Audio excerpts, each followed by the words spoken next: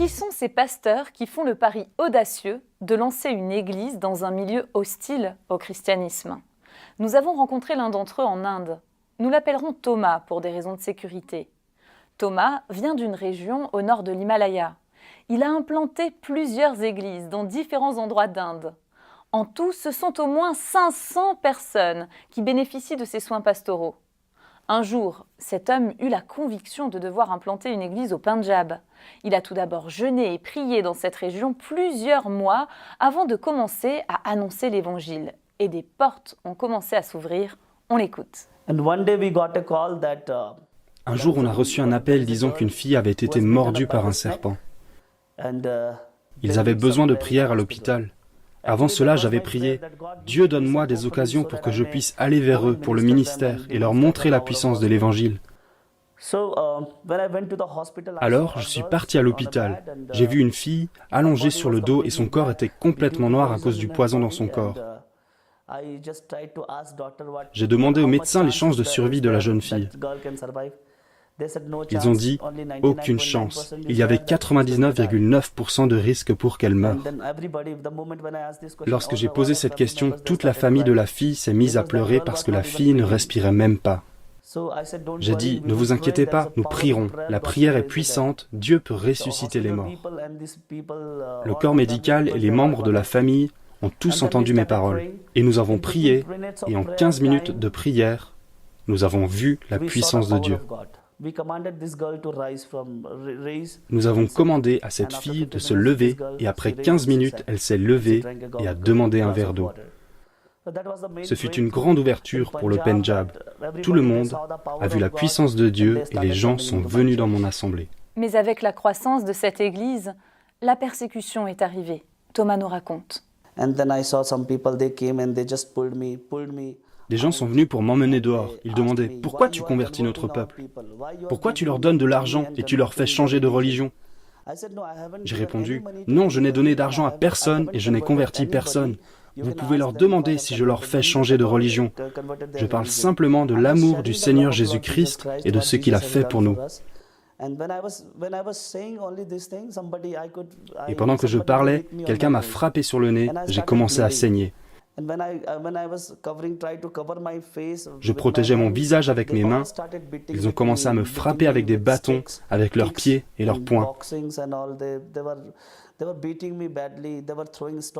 Ils m'ont frappé avec violence. Ils m'ont lancé des pierres et après ça, ils m'ont traîné dehors dans un autre endroit. Certains disaient « Versons du kérosène sur lui et brûlons-le vivant ». Quand j'ai essayé de me relever, on m'a frappé avec une barre de fer sur mon côté gauche.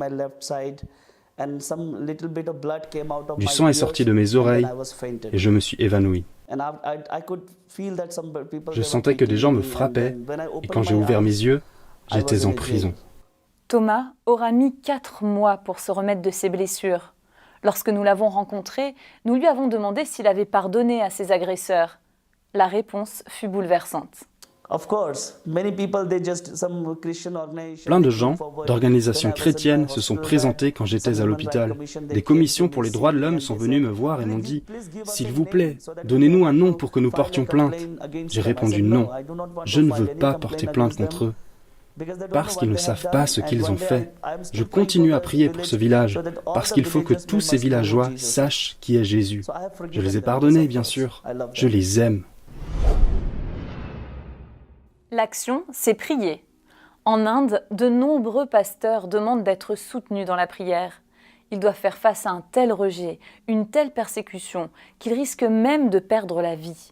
Prions pour que les pasteurs soient renouvelés dans leur engagement et protégés des agressions perpétrées par les nationalistes hindous.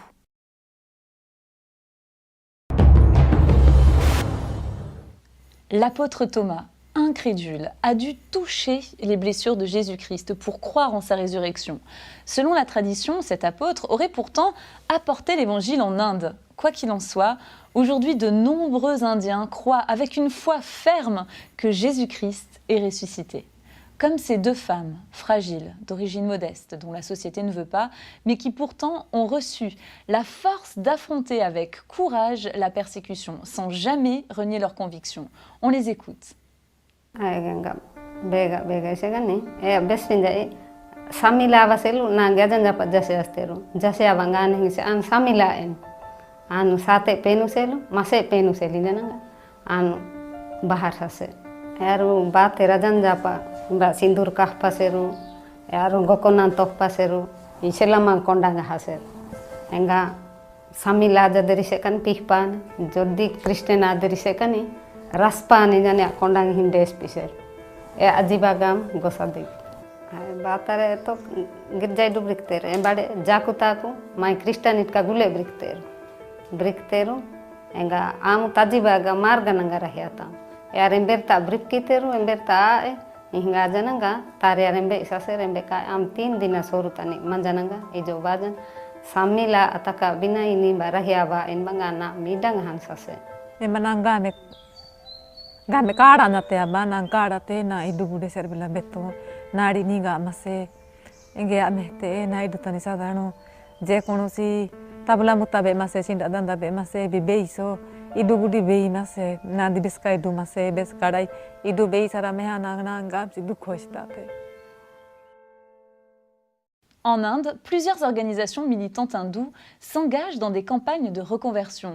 Leur slogan est simple, Garwapsi. En français, rentrer à la maison, ce qu'on peut comprendre clairement par « revenez à l'hindouisme ».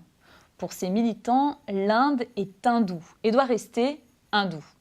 Une position, hélas, soutenue par l'actuel Premier ministre Narendra Modi. Et ce, même si la constitution indienne certifie la liberté de croyance pour tout citoyen indien.